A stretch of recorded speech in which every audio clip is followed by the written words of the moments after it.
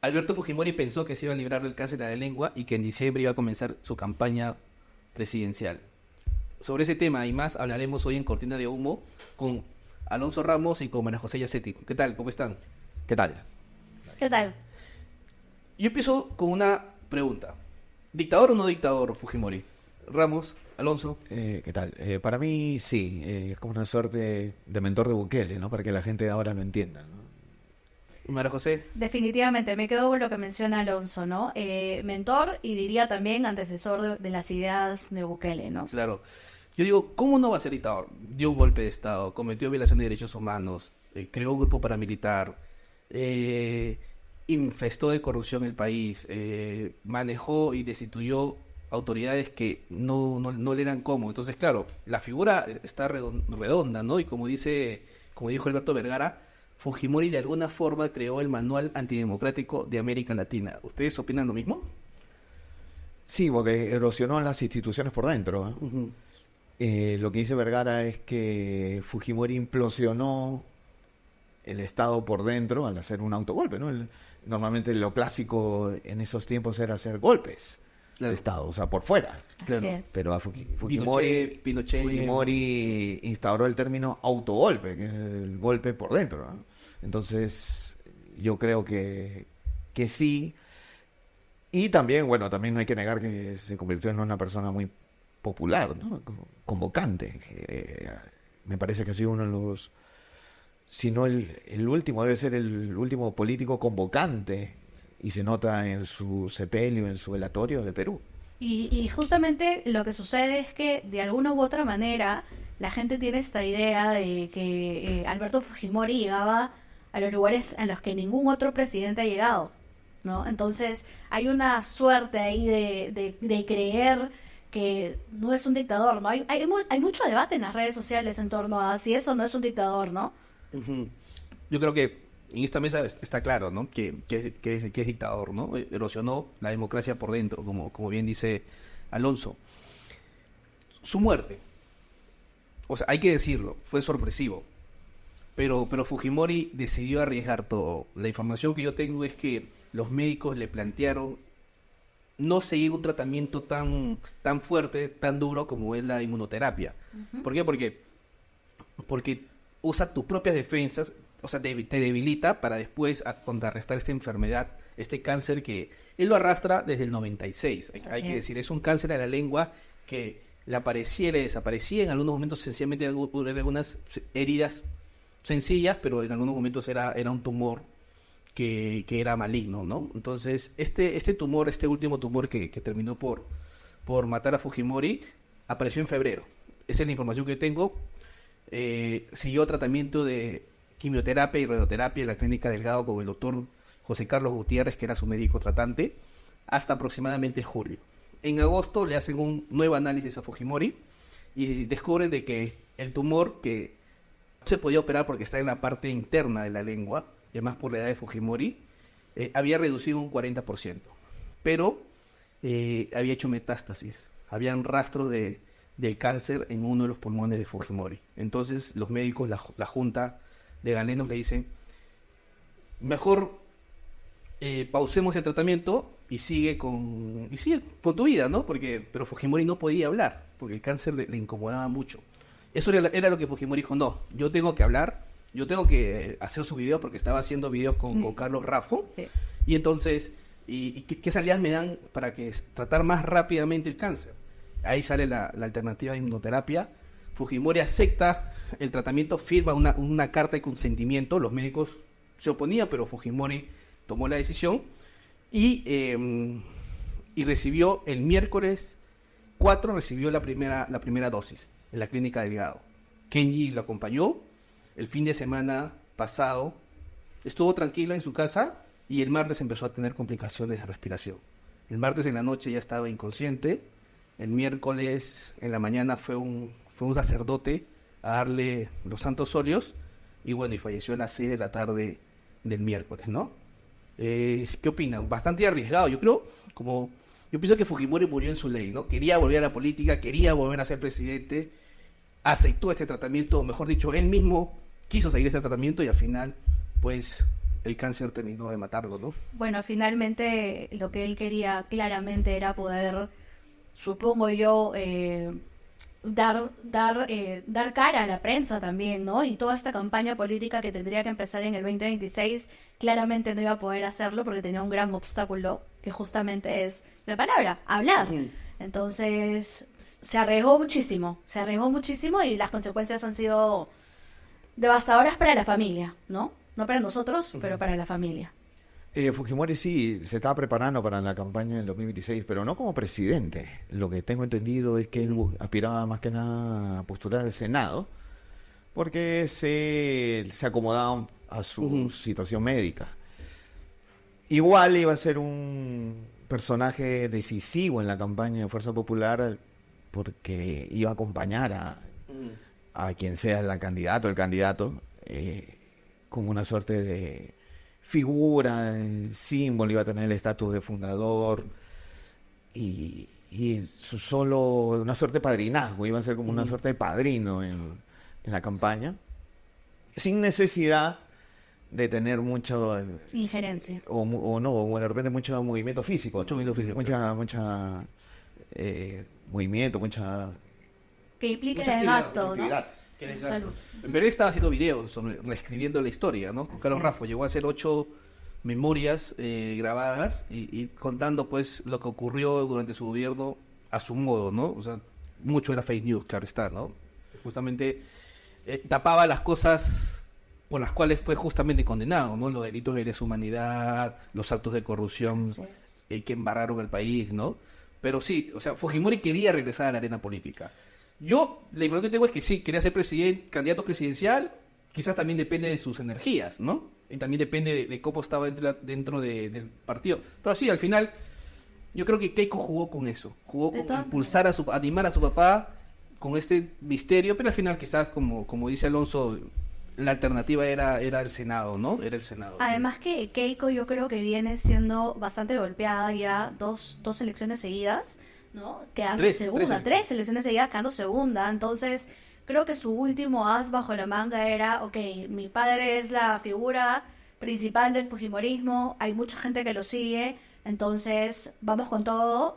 Y claro, de repente, más adelante había una suerte de juegos, ¿no? Tú eres la cara, tú eres la figura, representante, el símbolo más fuerte del fujimorismo, pero quien va a tomar las decisiones en adelante soy yo, ¿no? Hay una suerte de juego bien fuerte, ¿no? La campaña iba a girar en torno a Alberto Fujimori y de Fuerza Popular, y eso se demuestra también en la Escuela Naranja. En la Escuela Naranja habían inaugurado un curso sobre Alberto Fujimori hace 2 meses, y sobre su vida, su biografía, cosa que no había antes. ¿Y era por qué? Porque en el fujimorismo, en la campaña pasada, o en la antepasada, Fuerza Popular renegó del albertismo. Claro. Y con el famoso discurso de Harvard, ¿no? Claro. Cuando Keiko reniega y se aleja del albertismo. Claro, y en esta oportunidad se iba a sellar una suerte de alianza, de pacto, iban a ir juntos, tanto el albertismo como el keikismo. Y en esa alianza giraba en torno a la figura de Alberto Fujimori. Ahora yo no sé qué va a pasar ahora sin Alberto Fujimori de cara a las elecciones del 2026.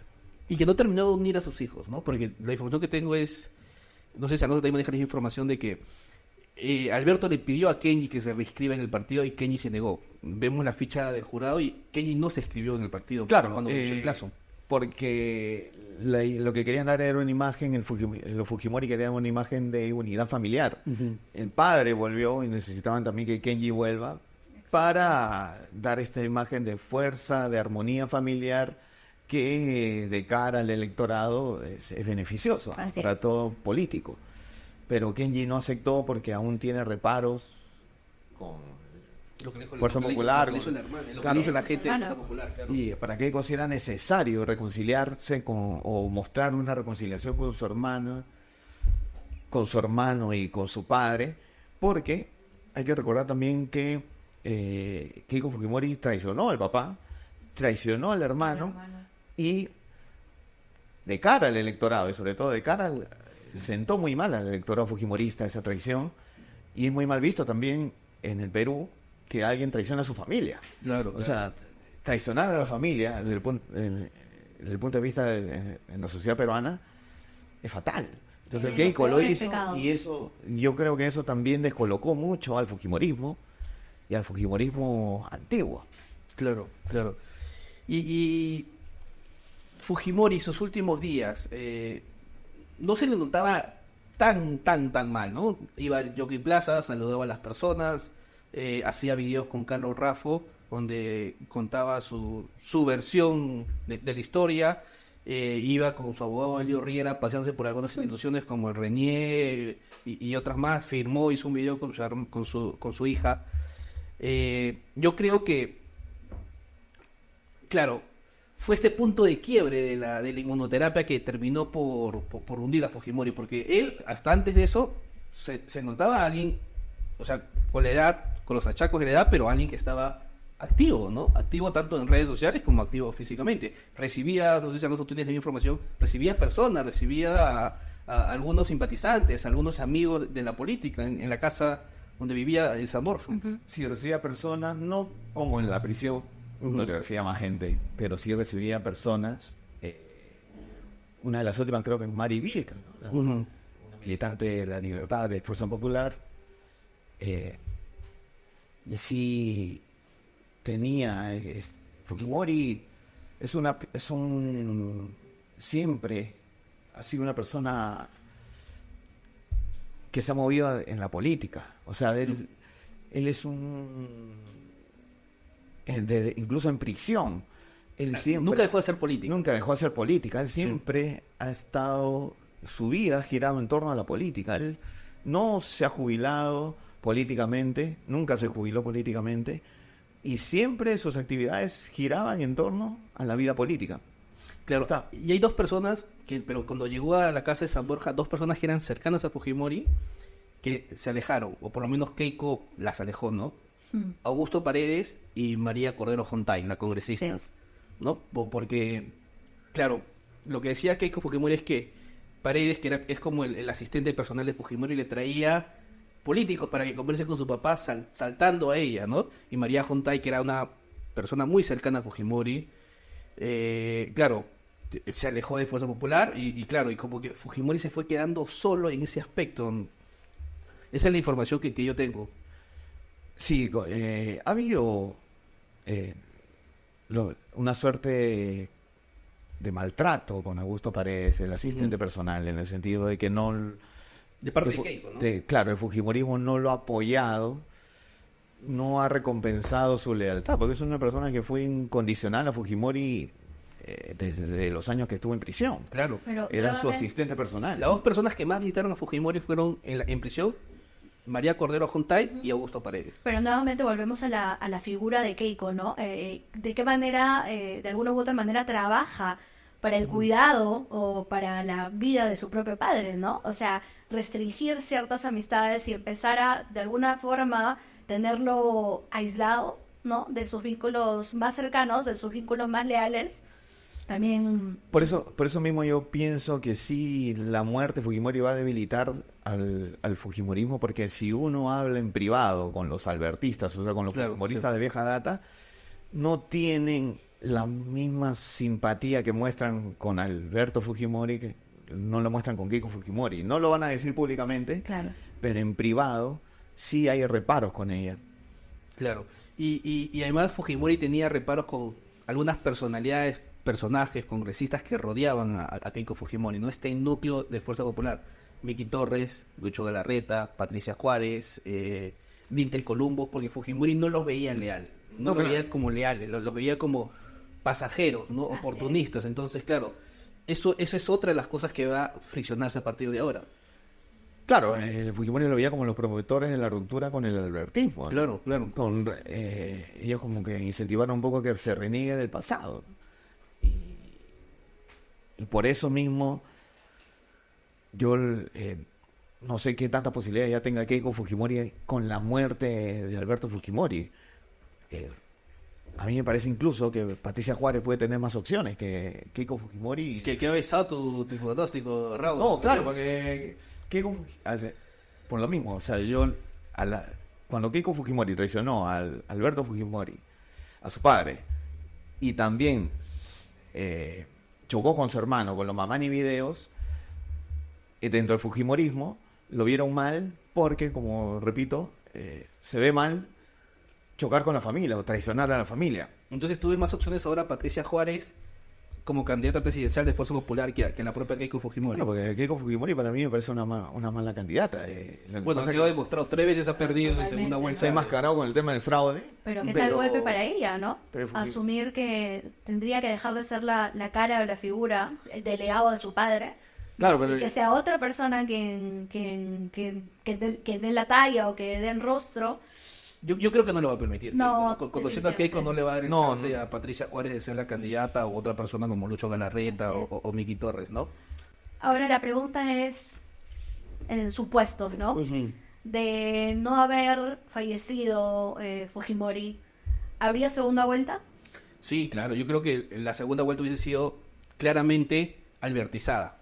El eje Alberto Fujimori va a ser el gran debate de la campaña presidencial del 2016. ¿Con Alberto como candidato o como Alberto como candidato presidencial, digo, o como Alberto como candidato al Senado, encabezando la lista del Senado fujimorista? Pero sí, de todas maneras, Fujimori hubiese sido el eje central de la campaña. un Fujimori libre, de hecho, que potenciaba más a Fuerza Popular que un Fujimori preso, ¿no? Claro, claro, claro. No es lo mismo. Un Fujimori libre es una persona que sí... O prófugo, porque ha habido elecciones con Fujimori libre, pero fuera del país. Prófugo. Claro, pero ahora ya libre sin ningún tipo de restricción legal, ¿no? Así es. Claro, claro. Bueno, hemos hablado de por qué murió Fujimori, de los últimos días de Fujimori. Bueno, hay un punto que me gustaría que me cuentes, Alonso.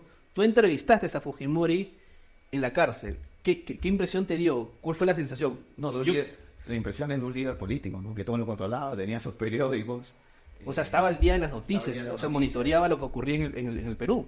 Claro, monitoreaba, comentaba las noticias, incluso yo me acuerdo que fui temprano en la mañana y tenía todos los periódicos ahí en su escritorio. Era el 2015, no era una época de internet. Tenía una oficina para él. No solamente no solamente tenía su cama, su cuarto, sino también tenía Su una oficina de oficina de trabajo para él, donde Alonso, recibía a la persona. ¿Y cómo era el trato del personal del INPE o de las personas que estaban encargadas de custodiarlo de alguna forma? Deferente, ¿no? Deferente, sí se notaba que había una muy buena predisposición de los agentes en servirlo. Prácticamente él era como una suerte de rey ahí en el penal en Barbadillo. Qué fuerte. Y tenía todas las Ajá. comodidades. O sea, tenía Sí, era tenía como un todo. departamento, o mejor dicho, una suite de lujo dentro del penal de Barbarío. Qué fuerte. No sé si de lujo, pero sí Pero tenía tenía todas las comodidades, ¿no? Y Sí, qué sí. fuerte el término que utilizas, ¿no? Tenían todas como las ganas de servirlo, ¿no? A una persona que está presa por una sarta innumerable de delitos, tenerle esta deferencia deja mucho que desear, ¿no? Yo tengo información de que le decían ingeniero o presidente. O sea, Claro. lo trataban con un cierto grado de respeto. Bueno, pero ojo, hay que hacer la salvedad también de que los agentes penitenciarios tampoco rompían una norma o simplemente claro que no, claro que simplemente no. cambiaban su actitud respecto a un Obviamente, reo. claro. Era una cierta No, cortesía. que no tenía. estaban Claro, tampoco claro. faltando a las reglas, nada. Bueno, ahora pasemos al velorio. Pasemos a toda la parafernalia, a todo esto que se ha armado en La torno polémica. a Fujimori. Yo creo que el gobierno de Dina Boluarte ha hecho el ridículo, ¿no? Es lo que ha hecho Dina Boluarte en recibir en Palacio de Gobierno al féretro de Alberto Fujimori. Es una ofensa al país. O sea, ¿por qué? Por lo que es Fujimori. Bueno, Fujimori combatió al terrorismo, dio estabilidad económica al país, pero todo lo que hizo desde violación de derechos humanos, golpe de Estado, corrupción a más no poder, es una figura polémica. Entonces, en las figuras polémicas, y además por lo que era Dina, porque Dina en campaña se vendió como antifujimorista, abiertamente Así antifujimorista, habló peste de Fujimori, pero unos años después lo recibe con bombos y platillos, bueno, al féretro de Fujimori con bombos y platillos en Palacio de Gobierno. Pero ¿no? eso nos deja clara la idea de que realmente el Estado está gobernado literalmente por el fujimorismo y por APP. O sea, no hay más, no hay mejor carátula que esta, ¿no? Los honores que se han dado es por el pacto político que hay Exacto. entre Fuerza Popular y el Y el gobierno. No sé si pacto, Alonso, yo creo que quizás es subordinación, ¿no? Hay una subordinación del gobierno con Bueno, pero hay con- una suerte de alianza, ¿no? Claro. Que ahí se explica. Además, Ojo que entre alianza e insubordinación es un término bastante fuerte, Eloy, ¿no? Sí. ¿Tú consideras que... Yo creo que hay que subordinación. Alonso, o sea, Lo Dina es. Boluarte, el premier Adrián Sein, están subordinados al fujimorismo, ¿no? yo lo que creo que tenemos 3 presidentes en el país. Somos el primer Dina Boluarte, país? Keiko Fujimori y César Acuña. Pero hay que ser Sí. orgullosos, ¿no? Somos el primer país de Latinoamérica con 3 presidentes. Orgullosos. Ahora, se ha recordado en estos días el discurso que dio Dina Boluarte en el debate de segunda vuelta como vicepresidenta, como candidata a la vicepresidenta, con Patricia Juárez, en el que nos llamó a Fujimori como el 6º presidente más corrupto de la Claro, historia. Sí, es. no, tiró barro así con elegancia a Fujimori y ahora lo recibe Para recibe su despedirlo con féretro, honores. lo despide con honores, claro. Eso es lo que está haciendo Dina Boluarte, es una ofensa claramente para el país, ¿no? Pero claro, Dina Boluarte también pues tiene acusaciones de violación de derechos humanos como Fujimori, ¿no? Así Y hay es. casos de corrupción gravísimos y en estado bastante avanzado. Y ojo que de repente ya esto sirve de repente como parámetro ante muertes de otros expresidentes que van a ser cuestionados o no, pero seguramente van a pedir que se le rinda el mismo tributo. Por ejemplo, si muere Pedro Castillo o otro más, van a pedir de repente que se le rinden, sus seguidores van a pedirle al presidente de turno en ese momento que también se le rinda el mismo tributo y por más cuestionamientos y polémicas que pueda tener. Todo lo que ha hecho el gobierno, ¿no? Ahora yo tengo una Prestar- pregunta. No, dale. Tengo una pregunta. ¿Qué sucederá con la pensión vitalicia de Fujimori? ¿La recibirán sus hijos? No, ¿Susana? creo que la ley estipula de que la pensión son para los hijos, para la viuda, en este caso no hay viuda. No hay viuda porque es divorciado. Es divorciado y su matrimonio en Japón no sabemos si fue real o así no es, fue real, exacto. fue una farsa. De allí no hay hijos menores y no hay hijos con problemas Que de necesiten el salud, cuidado. que necesiten el cuidado. Entonces yo creo que va a desaparecer esa pensión, ¿Y ¿no? no habrá posibilidad de que Keiko de alguna u otra forma la pelee o alguno de sus hijos? Yo creo que no le importa. Son una pensión de 15.000 soles que gana más. No, sería impopular también para ella. Sería Popular gana más con lo que cobra a los congresistas de Fuerza Popular, ¿no? Esta tajada, esta mochada que les cobra quien entra al partido y que del partido va a ella, ¿no? Que no solamente lo practica Keiko Fujimori, también lo practica Cerrón y otros Así es. partidos políticos, ¿no? Entonces, sí, pues, la actitud del gobierno, el comportamiento del gobierno ha sido de subordinación, le ha prestado el Museo de la De la Nación, Nación. ha recibido el féretro en Palacio de Gobierno, ha declarado 3 días de duelo nacional, ha obligado a las instituciones públicas a izar la bandera media asta. A mí lo que me llamó la atención es la cantidad de gente que ha ido.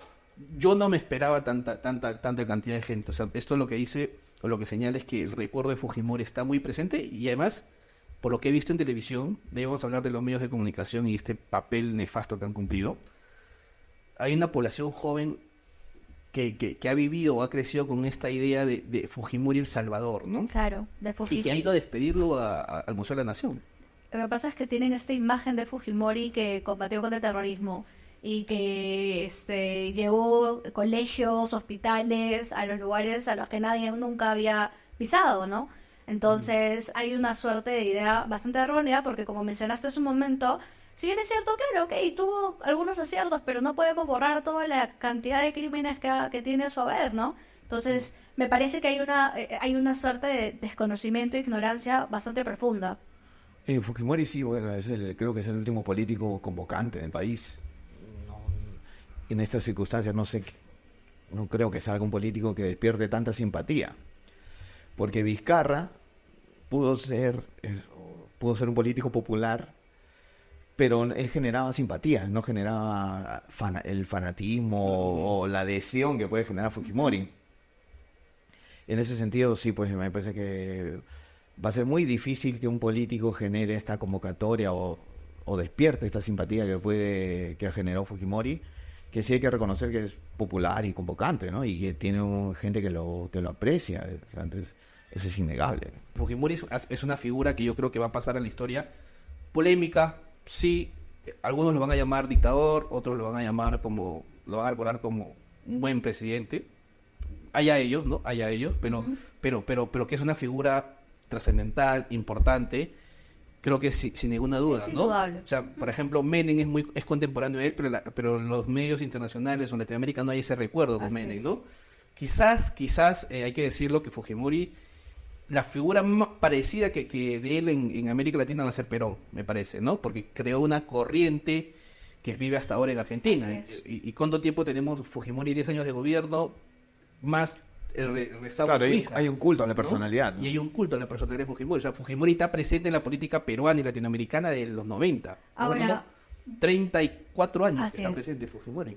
volviendo un poquito a los medios internacionales, tú comentabas, digamos, desde una perspectiva un poco más positiva, ¿no?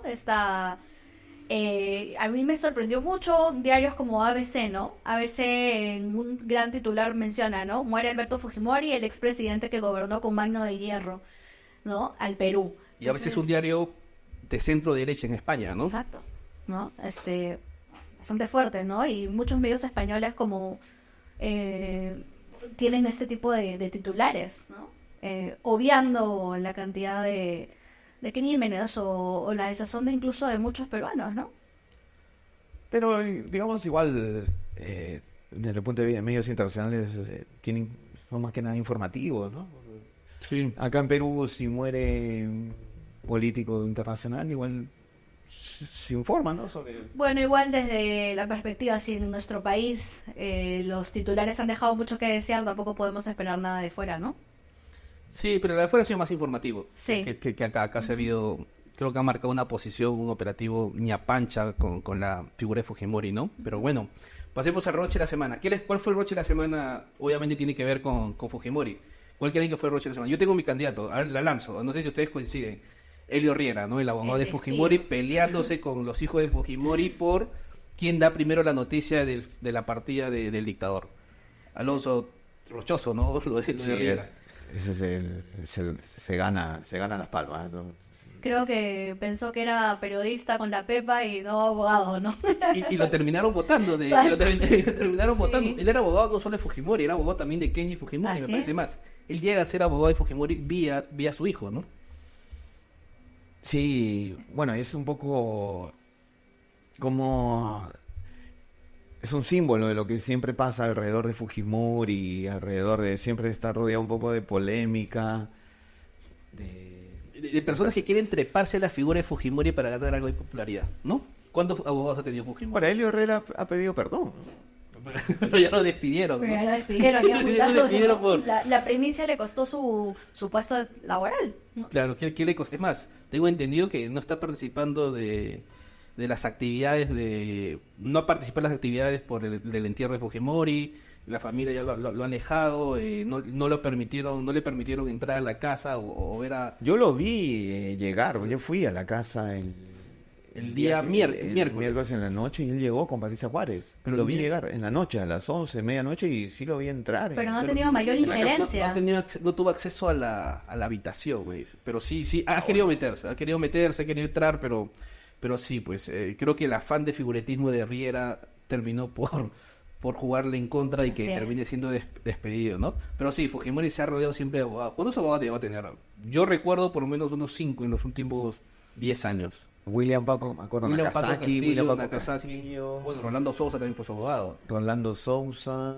De ahí había un par de abogados un poco desconocidos, pero que lo visitaban muy seguido a Fujimori.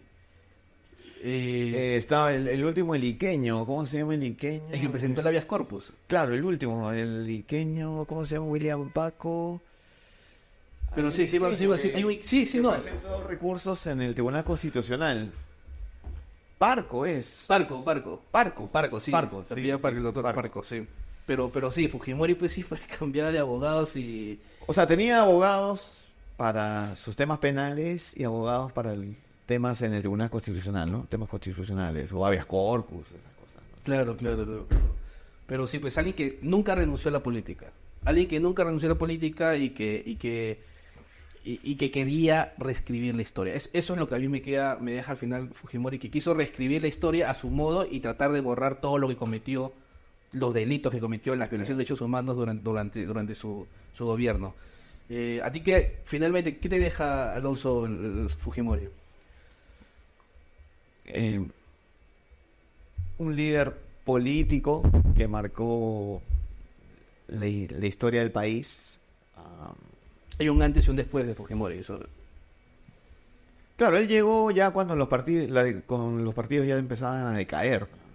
Él es un poco, él es un outsider, también por la decadencia de los partidos políticos, que ya asomaban en los 90 o a finales de los 80. Entonces, sí, es un parteaguas su muerte, ¿no? Pero te hago así. Es alguien, o sea, yo creo que Fujimori es alguien que reseteó el país, ¿no? O sea, hay un Perú. El Perú cambió después de la victoria de Fujimori, ¿no? De él de la asunción de él como presidente, ¿no? O sea, tenemos un país chicha, un país sin partidos políticos, un país donde los outsiders son los candidatos favoritos, un país donde Claro, se vive la cultura combi, ¿no? Él institucionalizó la informalidad. La informalidad, Tal cual. es verdad. Y además estiró, pues, los límites democráticos, ¿no? Él fue abiertamente un antidemocrático, que daba golpe de Estado, que encerraba... O sea, fue el que instauró todo vale en política en el Perú.